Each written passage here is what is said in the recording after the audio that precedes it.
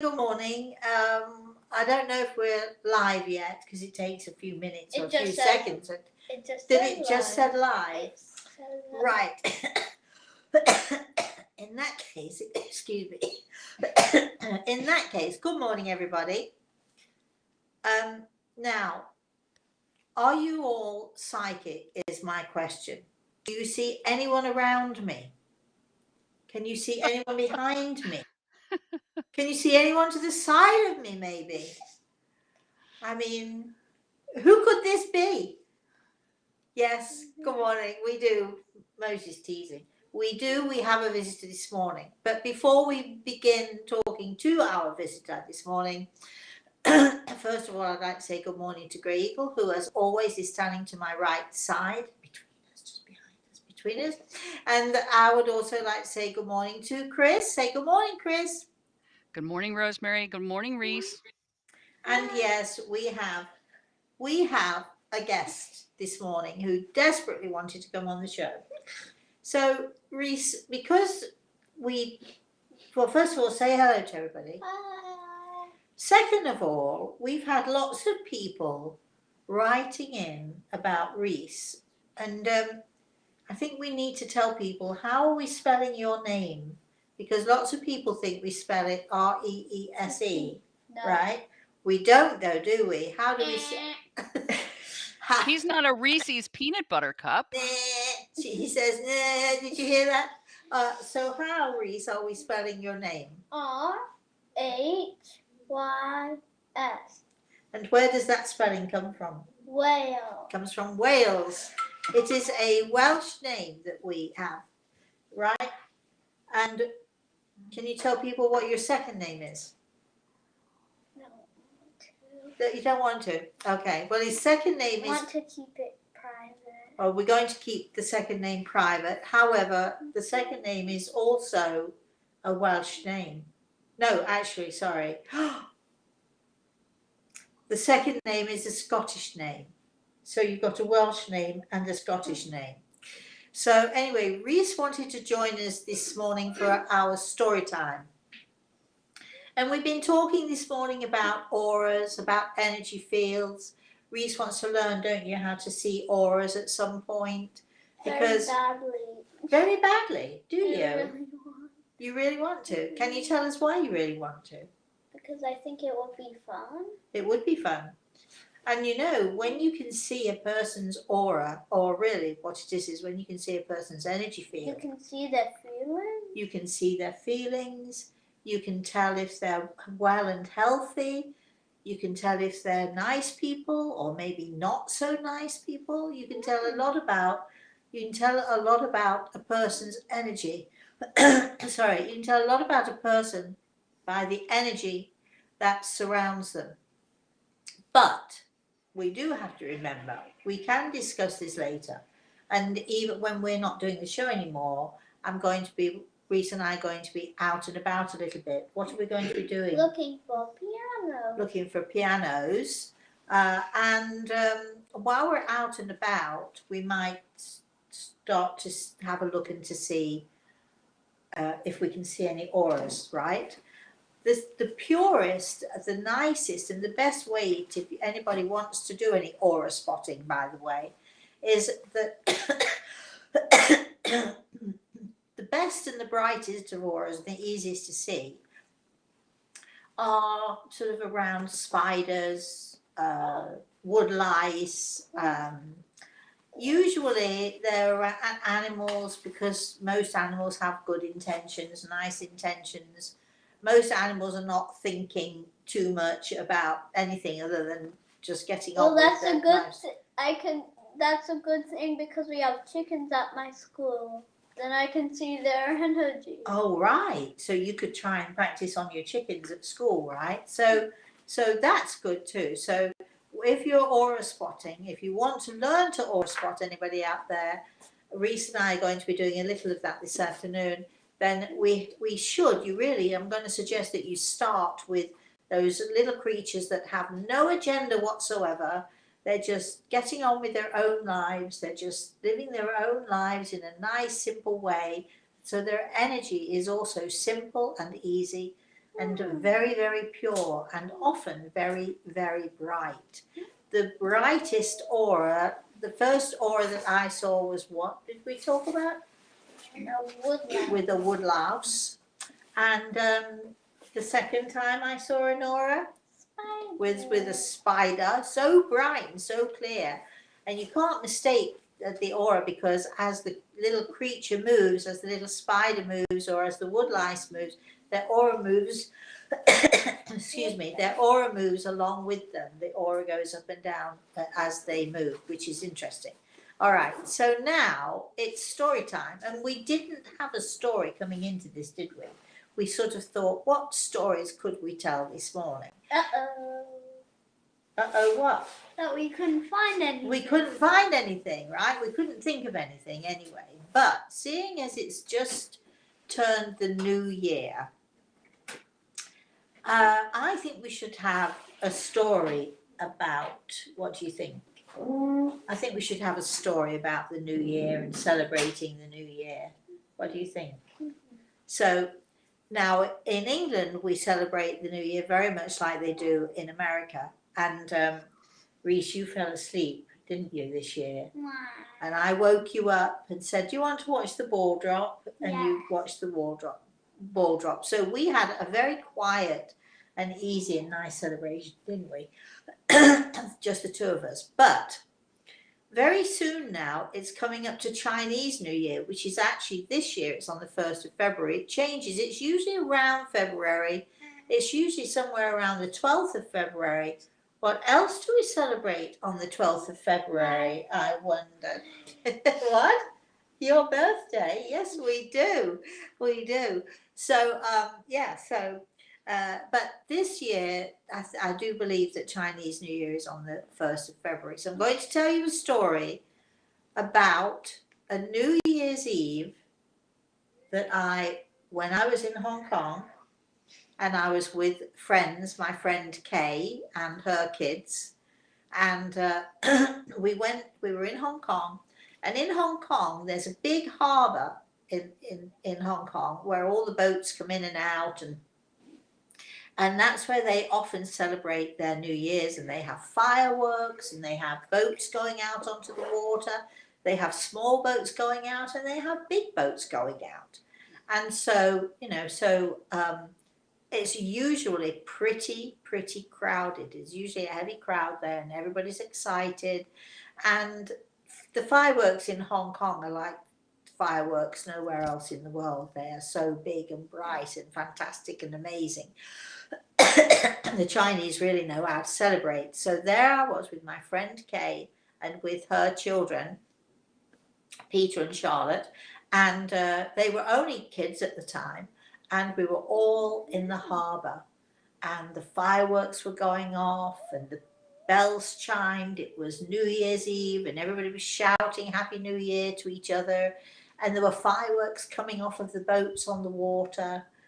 And suddenly I felt Grey Eagle put his hand on my shoulder, and he said to me, in amongst all of this noise and celebration, there is a man out there who has fallen overboard on a boat, and he and his family in the spirit world are now having their own very quiet and very private celebration, because there was a man on the boat who actually fell overboard and he drowned. Yes. But it sounds awful, doesn't it? And it was probably awful for all of those people who were on that boat. And it was probably awful for that man's family. But did you hear what I said? He was having his own celebration, and Greg was saying to me that when we die, it's not a terrible thing. It's a good thing for us, because we go with our family, we join in with our families in the spirit world. And when we go to the spirit world, usually they have a huge party for us, and there's big celebrations, and everybody gets together and everybody sees each other again, and there are so many joyful reunions. So even in the midst of tragedy, there are really, really good things happening. And also, no bad thing can happen to you when you're dead. That's so true. I didn't You think. can never get hurt. You can't, that's true. And you can never get lice or never get sick. You can never get lice or get sick or any of those things. That's so true. You can, though. You can be hurt emotionally. Do you understand what I mean by that? So you can be sad and you can miss people who you were with, and you can miss people who you left behind. Mm-hmm. But yes, in a physical sense, you can't be hurt anymore. And there's lots to celebrate, isn't there? And then you can go wherever you want and do whatever you want. I guess you can too. You can travel the universe. Where would you like to travel? If there was such a thing as traveling around and nobody knew you were traveling, where would you like to travel? Would you like to go to the moon? Would you like to go to Mars? We were looking at all the planets in the solar system, weren't we, the other day? Where would you like to go? If you could go anywhere in the universe, Reese, where would you like to go? The Kuiper Belt and beyond. The what? Kuiper Belt. The Kuiper Belt. What's that? It's like the asteroid belt, but way bigger. Is it really? Oh, I'll have to check that out later. Now, I know that, so we're coming back to Hong Kong. So I remember saying to my friend Kay, because she could see my face, she said, "Are you all right? What's going on?" And I told her what I'd seen. I told her what Gregor had told me. And sure enough, when we got back home later on, it was like in the early hours of the morning, the next morning, every news station was talking about the man who'd fallen overboard and had drowned. And my friend Kay, her question to me was, if you had known that this was going to happen, or if you had known it was happening, is there anything that you could have done to stop it? Is there anything that you could have done if you could have given a warning? Is there anything that you could have done possibly to change things or to make a difference? And there isn't really, because, and I see this all the time, there are so many things that are inevitable and things that are meant to happen. I remember many years ago, there was a group of guys in England who were going to the yacht race in America. I'm going back many years now, and I was on a radio show, and the guys that were there on the boat, the crew that were going, were also on the radio. And, you know, they were making fun of me a little bit. And so, what can you see, Rosemary? Are we going to win then, or what are we going to do?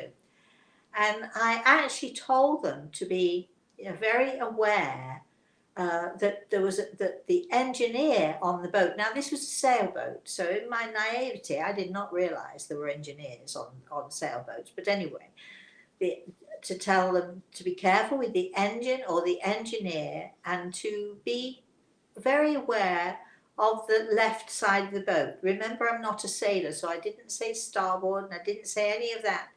And sure enough, something happened then. That's a story for another time. But there are things in life that are inevitable. There are things that are going to happen. And tragedies that are meant to be, we see them as tragedies, but in fact, it's just all a part of life, and it's a part of life continuing on. And we just have to make the best of, or do we, Reese? Do we make the best of things? Do we have a positive attitude or a negative attitude? P. P? That counts as positive. Yeah, so. And I have a question. Do you? Well, it's not quite time for questions yet, but go ahead. If I was in heaven, Yeah. would I be able to hear Piper and what she was trying to tell me?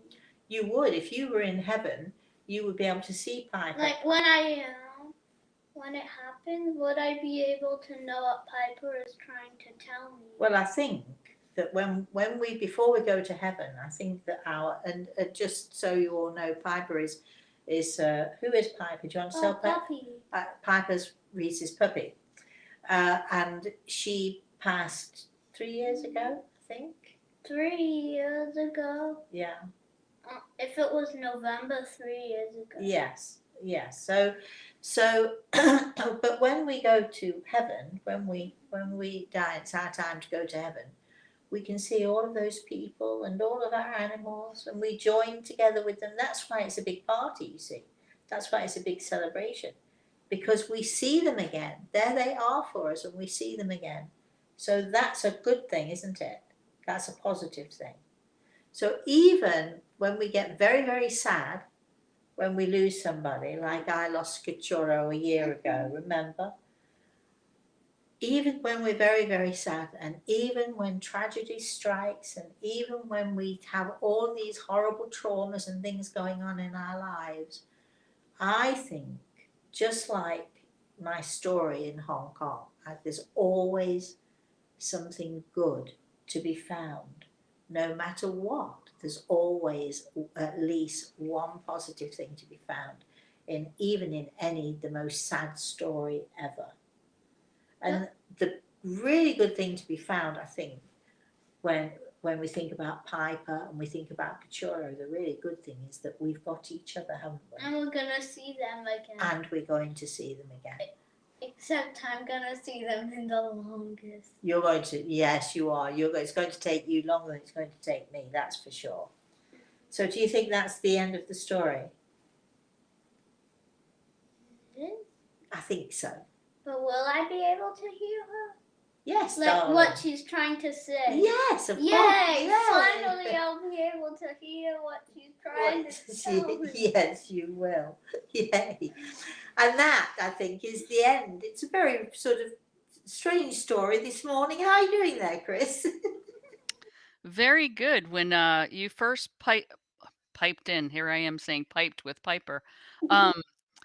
All kinds of people were saying good morning to you, Reese, and they were even spelling your name correctly.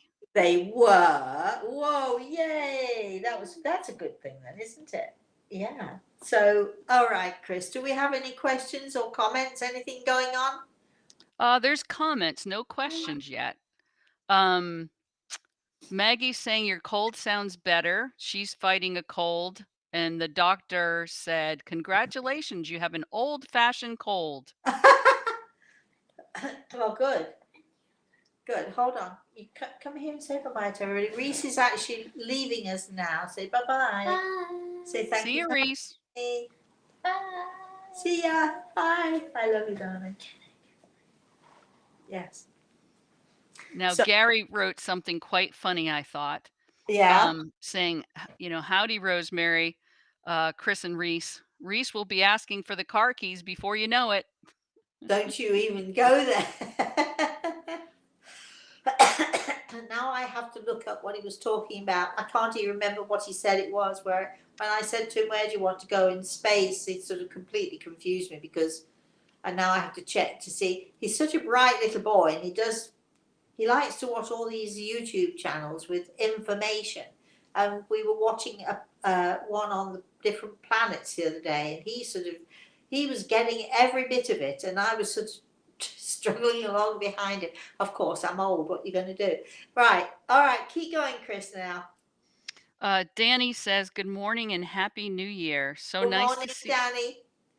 So nice to see you this morning. I lost my little French bulldog Ozzy on Christmas Eve, and I pray that he's happy where he is. Oh, Thank you for darling. including us on your healing list. Well, I'm sure that Ozzy is fine. It's a little bit like sort of, we've been thinking about Cachorro because it's been, can you believe that it's 12 months? He passed just after the New Year. So it is 12 months since I've lost my little boy, but I do see him from time to time. He does come to visit me. So I don't feel quite so lost without him, and I'm sure that Ozzy comes to visit you too, and I think you probably know that, Danny. But anyway, keep your chin up. Annika says, when I still lived in my home country, the Netherlands, we would get together until the new year rang in, and then we would go outside lighting fireworks and wishing our neighbors a happy new year. We would also have really nice, joyful programs on TV. I have always found the celebration of New Year a bit boring in the United States. Well, I think everybody's sort of so focused on the ball dropping, and they don't seem to celebrate here. The United States is a huge country, so maybe it's different in different states when they do things differently. But you, you have to excuse me. I've got this awful. Oh wait, good old fashioned cough that I've got here just won't seem to shift. But so sorry about that for any of you out there sort of wondering what's going on with me spluttering and so on. But I feel fine. Just clarifying. I don't know. I think people in different parts of the world have different celebrations. I know that it's really fun to celebrate in China, in Hong Kong, particularly because, well, I say particularly in Hong Kong simply because that's where I've celebrated. But people get dressed up, people put on costumes, you see all that stuff going on. There's loud music and, dancing in the streets and all of that stuff. And people do seem to really know how to celebrate. So it's always a fun time around the New Year in Hong Kong. All right. Maggie says she watched Disney and National Geographic with Will Smith showing how one can, quote, see through sound. She wants your opinion on that. Oh, I don't know. I'll have to look at it. That sounds very interesting. Can you send me the details? I want to see that. But it it sounds like it's very not only doable, it's possible because sound is energy. When the Native Americans used to sort of do their and still do actually, I say used to when they go into their sweat lodges or when they have these spiritual ritual dances, there's always the drums, there's always the music, there's always music. And if you think about it, if you go all over the world and you see rituals, spiritual rituals being performed, there's often music with them because music, the vibrational level of music can carry you and literally move you, and you can actually see through the sound and understand through the sound if you're able to connect with that right vibrational level. So I'd like to see that show. It sounds very fascinating to me. All right. Victor says, I can see my aura in the mirror. It's a golden glow and lots of purple above it, but I can't see it around others. Oh, that's interesting. The color purple signifies spirituality, and even people who can't see auras or don't even know about auras and don't even know about energy fields, if you look around, so most hospitals used to be painted either green or a very pale blue.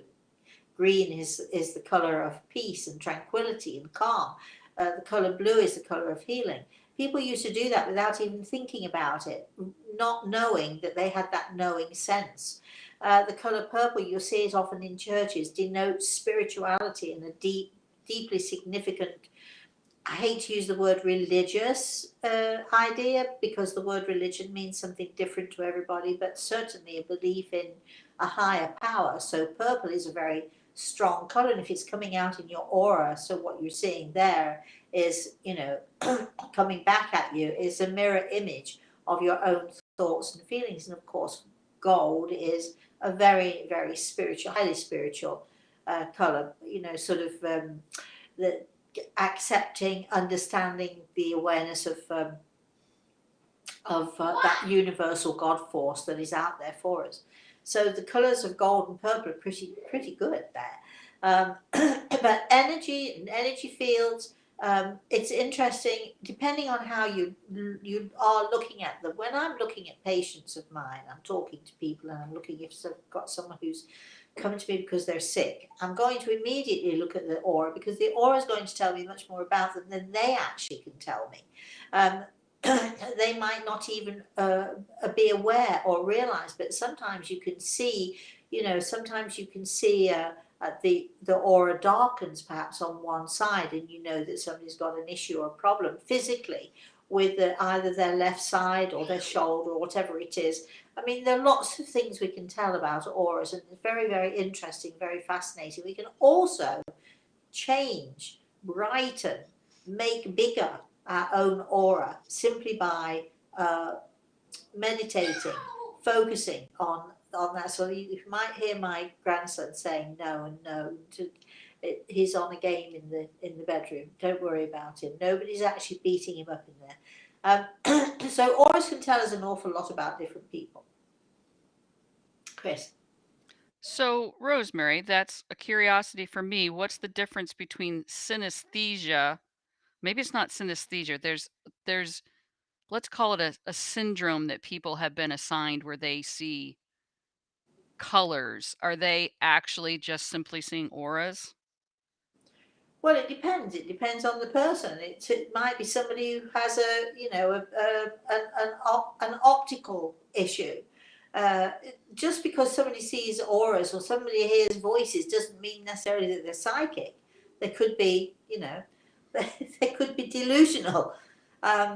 So you have to take each person and each person's case on its own merits and see, So, but yes, it is possible that people with this particular, is it an affliction? I don't know that it's an affliction.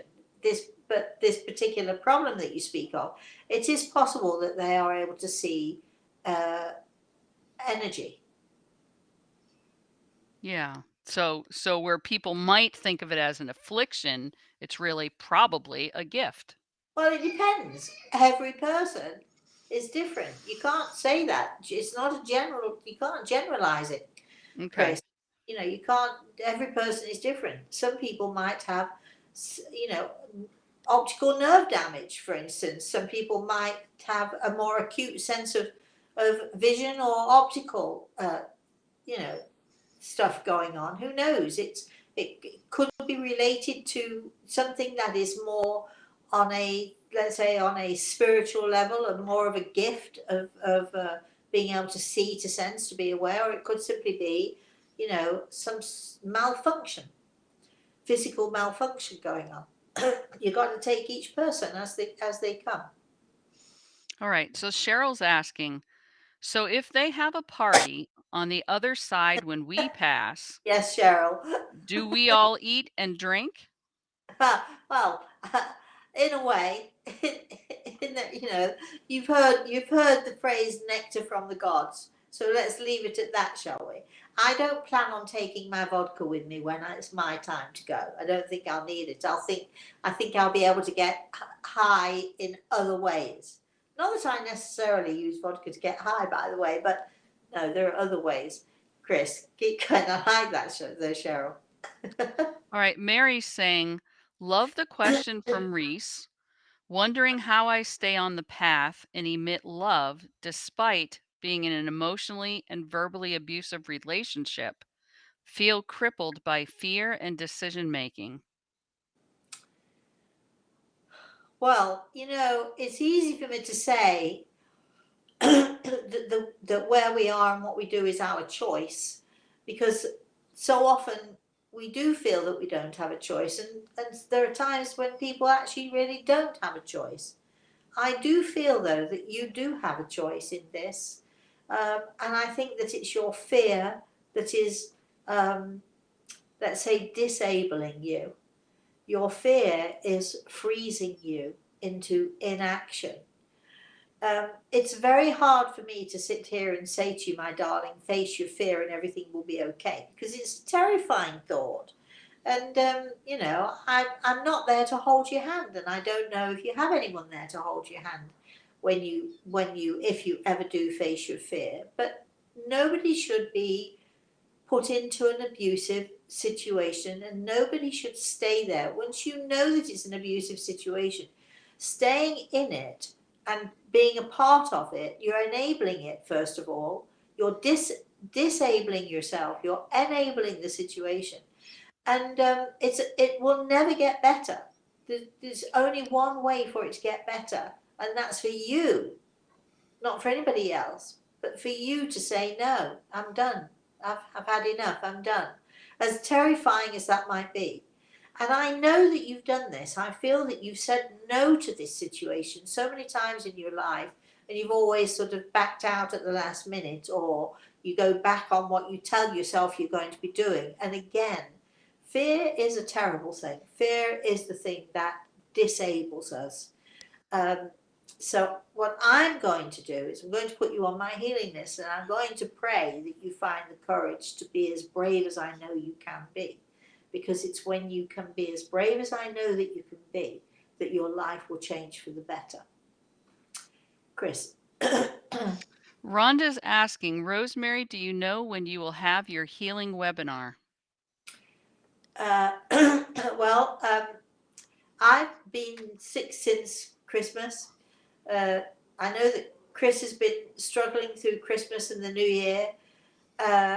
I'm going back to Florida, hopefully next week, although I don't want to leave my darling boy behind, and you can see why, can't you? You can all see how cute he is.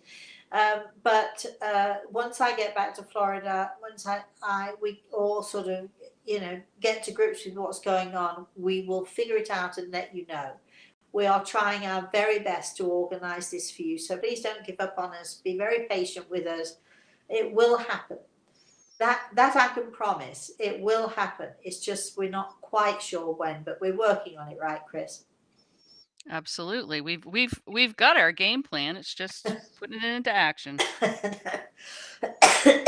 No good doing anything like that while I'm coughing and spluttering and all the rest of it. I mean, what kind of a healing webinar would it be? All right, Maggie's asking, do you see my son-in-law getting a job soon? It's getting tense, him not wanting to work. He even threw a fit when he was told he had to pick up my grandson due to my daughter's work hour change. Well, here's the thing, Maggie. You know that I love you, right? But whenever you make it easy for him, he's going to take the easy route. So, you know, and it's hard for you because you're not the one who can influence him. It's your daughter's issue. When it gets tense, just remove yourself from the situation. Try if you can not to get involved. So easy to say, not nearly so easy to do, but remove yourself from it, darling, because you don't need this stress. Just go for a walk, go watch a movie, go do something fun, call a friend and go out for coffee, do something. Just remove yourself from the situation and try. And I know how hard this is for you, but stop allowing yourself to be dragged into the situation. If your daughter's complaining, you put your hand up and you say, your choice, your husband, your choice. If you're getting frustrated because your son-in-law isn't doing anything, you got to put your hand up and say to yourself, it's his choice. Try, because for as long as you choose to have them there, you've got to choose to either get involved, which will end up with you kicking him out, or just saying, it's their issue, which truthfully it really is. So that's all I can say to you, my lovely. Chris. Carolyn's asking, does our aura change colors throughout a day? Sometimes my son and I think we see auras in the wall behind a person, Oh, interesting. only on walls. Are we imagining? It depends. When you say only on walls, it's actually, that's probably the background that you need to connect or to see. And yes, auras do change. Auras can change literally by the minute. Your aura changes. Your aura, your energy field, is like a mirror of your emotions, your health, your state of mind, your state of being. Everything is reflected. We are pure energy, all of us. Our aura, our energy field, is simply that the reflection of who we are. So, you can be happy and laughing 1 minute, and something happens and it can change. Your aura will change, your energy will change with it. think of all the different ways that our energy can change. I can be really feeling really rotten and coughing and, sniffling and not feeling great. And my grandson can walk in the door and I'm immediately better. So my energy is better. My energy is more positive. So of course it reflects. So yes, our energy can change literally sometimes minute by minute. Chris. So when you're in a party and you're in and amongst all kinds of people and their energy, can you explain how that affects you, much like you were just saying? Well, yes. People think that our energy field is just a small thing around us. But actually, our aura can extend several feet around us, which means that other people's aura extends around them too. So even if you've got two people in a room together, and especially if it's a small room, your energies are going to blend together. And let me put it this way: you can be feeling great, you can be feeling really positive, really good, really great, have a great energy, and a friend comes to visit you, and the friend is depressed and unhappy, and so on and so forth, and you were feeling great, and then when they leave, you're feeling all of a sudden you feel really, really depressed and fed up. What's happened is you've allowed their aura to overpower your own aura. You've allowed their aura, their energy to infiltrate yours and to affect your energy.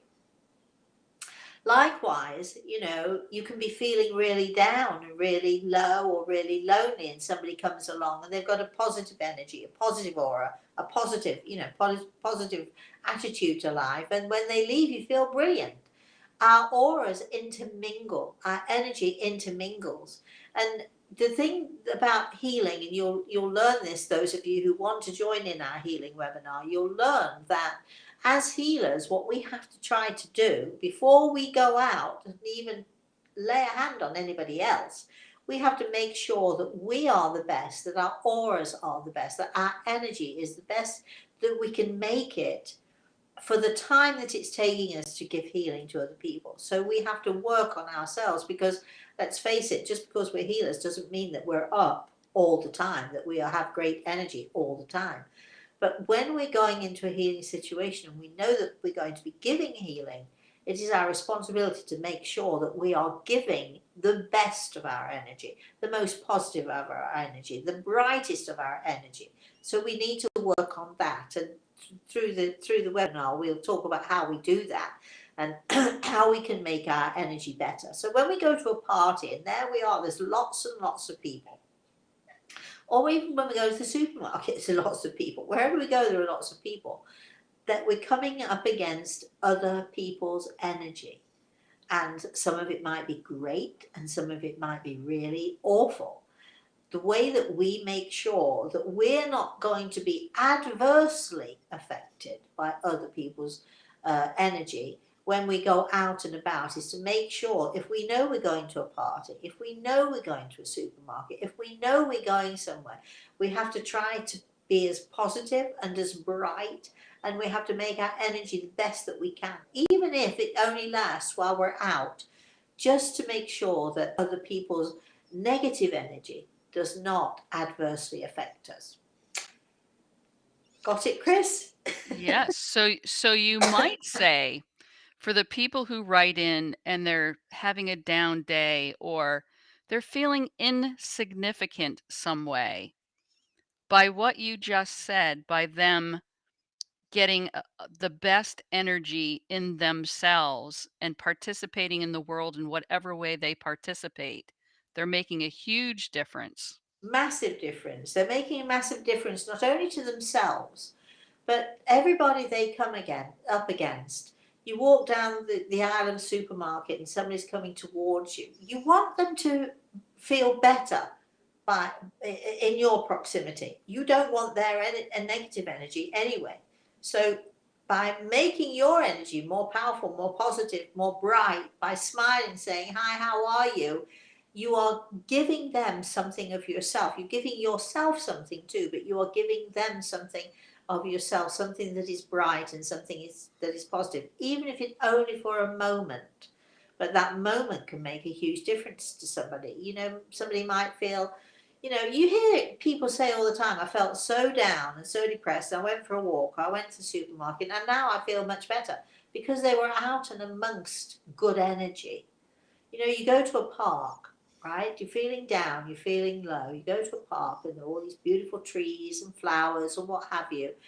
Every tree is a living thing. Every leaf on a tree has a certain beautiful aura, beautiful energy field. Parks are some of the best places for us to go because the energy is so peaceful and so pure and not cluttered with all of that human stuff that goes on that creates negativity. So, you know, just sort of just going out and being out and about, you can affect other people and other people can affect you. So just make sure that if you're going to affect people, I'd like to think that you would want to make sure you affect them in the best way possible rather than the most negative way possible. Chris. Cheryl says, years ago, I was very ill with a bad flu. One night, I had this quote dream of African chants slash dancing and Yes. woke up feeling much better. I Yeah. can still remember the chant. That's fantastic. That's really, really fantastic. And you know, you might want to, whenever you're feeling a bit low or a bit down, you might want to sort of give yourself that chant some of that wonderful, good, positive music. I don't know if anybody has seen the movie. I'm trying to think what it is now. The Blue Butterfly, Papillon Bleu. The Blue Butterfly, and I can't remember the name of the actor in it now, but it's about a boy who has terminal cancer. It's a true story, based on a true story. And that it reminded me of the African chants and so on and so forth. And that's all I'm going to say to you. But it is a true story about a boy who was fascinated by butterflies, and he had a brain tumor, and he was terminal, and he went off with the butterfly man. Is all I'm going to say. Went off with the butterfly man to search out the blue butterfly. It's an amazing story because not only is it a fantastic movie, I wish I could remember the name of the actress, so famous, but it's also based on a true story too. So it's fantastic. If you've got nothing else to watch, The Blue Butterfly, Papillon Bleu. Anyway, go for it. Keep going, Chris. All right. Real Chinese says, Rosemary, I watched Larry King's show footage where you debate with James Randi. Oh, yes. Then I realized he passed away a few years ago. Aw. Did he ever apologize to you in his spiritual form? No. Are you kidding? No. No. And you know, why I wouldn't want to. You know, everybody's entitled to their own opinions, and I found James Randi to be, first of all, very aggressive, unnecessarily so. Um, but you know, that was not my problem. That's his problem, not mine. And the more I uh, continued to be nice and didn't rise to the bait with him, as you saw, the more annoyed he got, the more frustrated he got. I'm sure that he's learned the error of his ways, or am I sure? I'm not sure that I'm sure. Maybe he is one of those, you know, who's just doggedly saying, "I'm right, I'm right, I'm right." Who knows? And we don't really care too much. Did you enjoy the show? Did you enjoy it? I thought it was fun. I thought it was fascinating. And I thought that Larry King's opinions were fabulous. That's what I think. Chris, keep going. Judith says, Rosemary, most of my immediate family has passed to the other side of life. My sister recently passed over, and I was wondering what happened with her and my family when she arrived in spirit. Oh gosh, well, that's one for you know, maybe for a consultation or for another time, Judith. Interesting though, isn't it? I do see so many people in the spirit world who they leave here with so many unresolved conflicts and family conflicts. I often see people in the spirit world sort of coming together, talking about the conflicts and sort of working things out. And there are occasions where I see where, you know, people still turn their backs on each other. So, but I think the thing we have to do is to sort of live our lives the best that we can live it in the best way that we can, and in a way that we consider to be right. And you know, I prefer not to talk to my mother in the spirit world. Having said that, I don't hold any animosity towards her whatsoever. All of that was let go. I hope she let it go too, but you never know, do you? People can can only do what they can do, and you know, people can only do to you what you allow them to do. So you know, just all we can do is be the best that we can be, and just hope that uh, other people are happy in their choices. Chris. Well, that's a good lead into Mary's response to you. So Mary's the one in the abusive relationship. When you just said people can only do what you allow them to do, Yes. Mary wrote back saying, "Beautifully said. It is so terrifying, especially with a kid. I have said no so many times, and then I return." Yes, darling. So, you know, I think you're allowing your own fear to dictate, and it will continue. You know, I'm not telling you anything, Mary, am I, that you don't already know, my love. Uh, as long as you keep going back, and as long as you keep reneging on your determination, as long as you keep allowing the fear to determine and to dictate to you, it won't get better. It simply won't.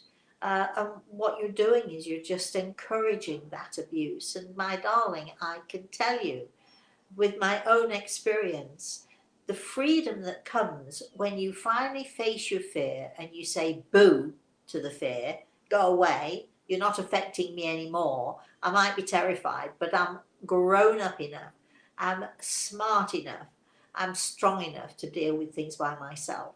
And whenever you say that, that is when your life will take off. That is when, and you know, people do talk about, you know, oh, I went back for the kids.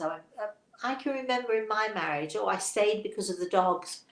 Oh, I stayed because you don't stay for anything other than the fact that you are afraid. And it's okay to be afraid. It really is. You don't be ashamed of being afraid. Never be ashamed of being afraid. But sooner or later, if not for your sake, then for your child's sake, grit your teeth, be brave, find the courage, and stop allowing other people to dictate your life to you. If you continue, you will regret it. You know, the one thing that I think I was always afraid of, and I think years and years ago, I had this woman who she was probably in her 70s, and I'm going to say, for at least 30, 40 years of her life, she blamed other people for her own unhappiness and her own misery. And, you know, I remember thinking at the time, the one thing that I do not want to happen to me is that when I'm old, I look back and say, if only I'd been brave enough, if only I'd, you know, been strong enough, if only I'd dared to be. I want to be the person who, you know, even though things go wrong, and even though there are things that I regret, I at least want to be the person who's able to say, but I tried. I did my best and I tried, and that's what I try to do. I try to be the best that I can be, and I try to be the best example for my daughter and my grandson that I can try to be. And sometimes, you know, I was talking to Reese this morning about, you know, how we can learn from our parents, how we can learn from our grandparents, not just how to be, but how not to be. And, you know, this is what you need to do. Mary, I'm praying for you to find the courage to just, would you just get on and do it?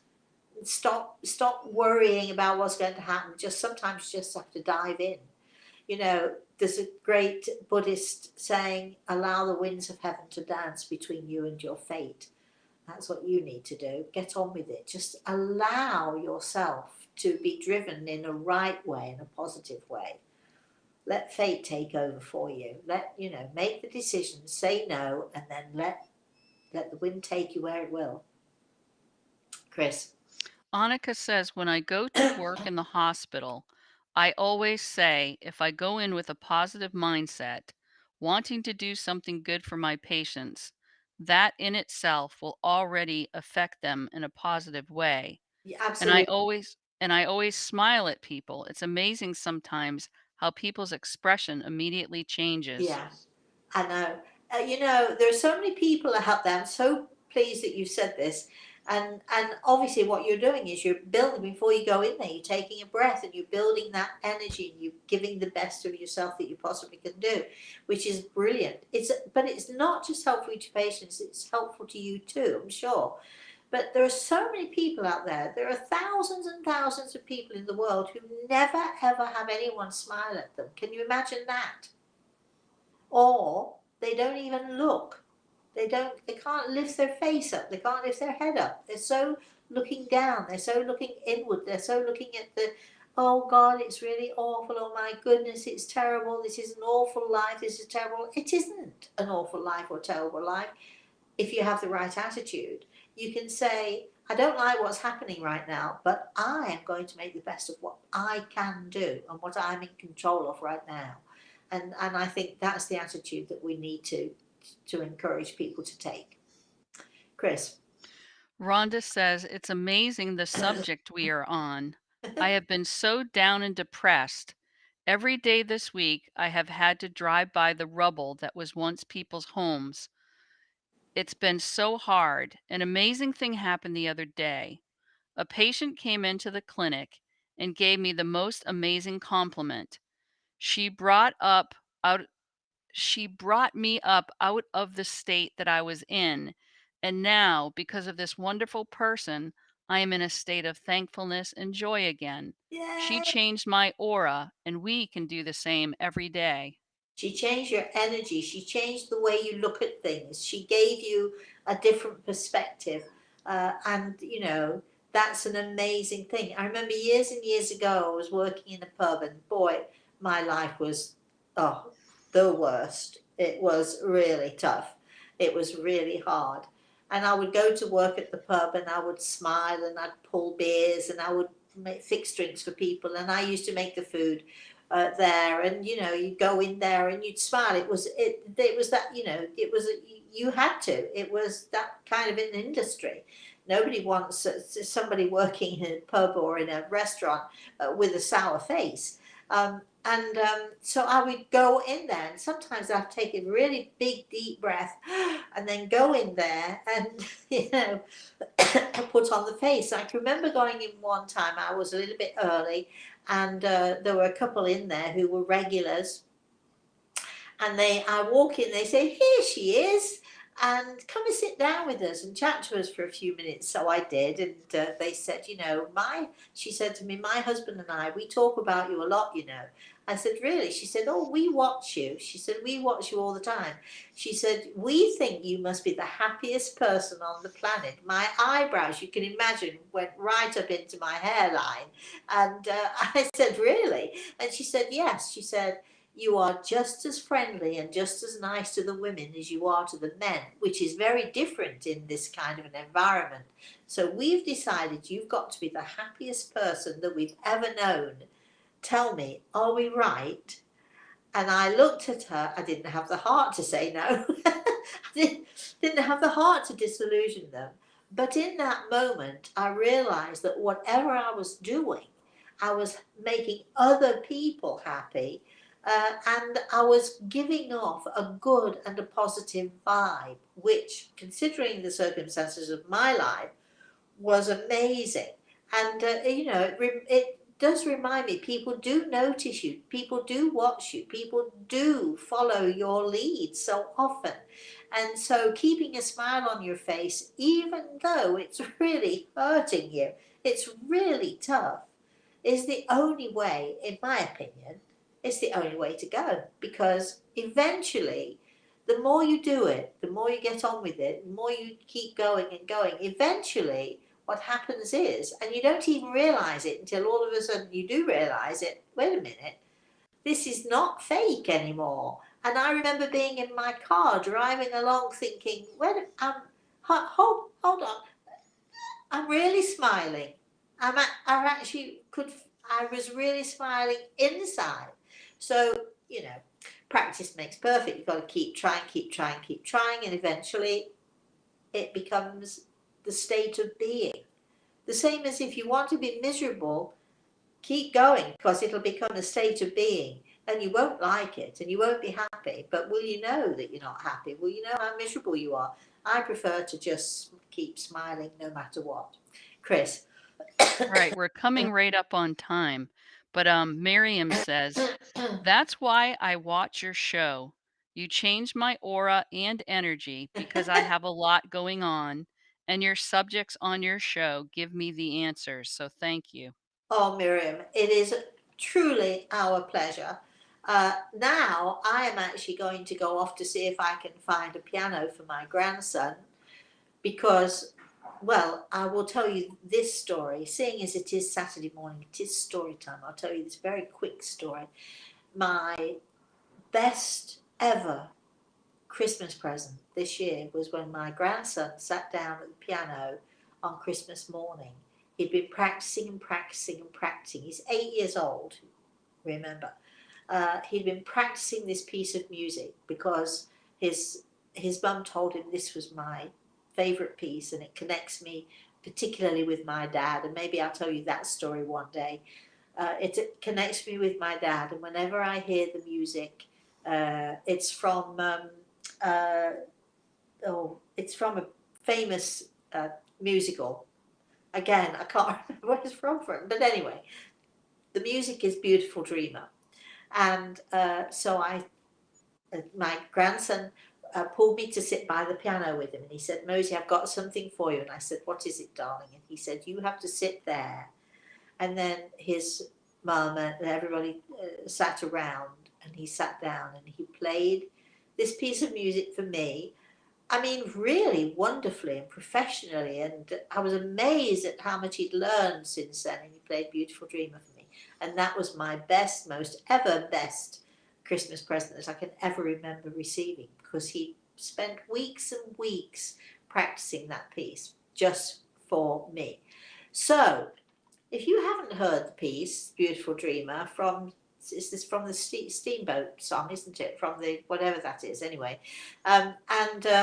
If you haven't heard it, you might want to sort of go and find it and play it. It's a great piece of music. Whenever I hear it, I think of my daddy. I used to play it years ago. Now my grandson plays it for me. Isn't that nice how things sort of come around? So we're going to go now. I'm going to see if we can find him a new piano to play.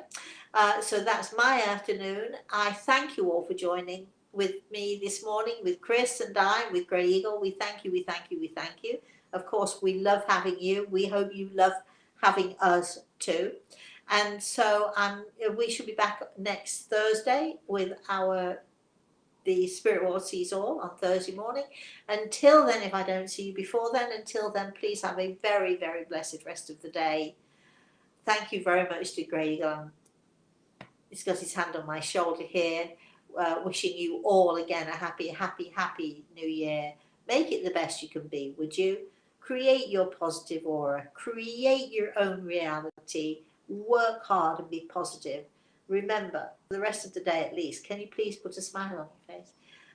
If not for you, then for everybody around you. Thank you so much, everybody, for joining us. Please have a very blessed rest of the day and have a very blessed rest of the weekend, everybody. Bye-bye.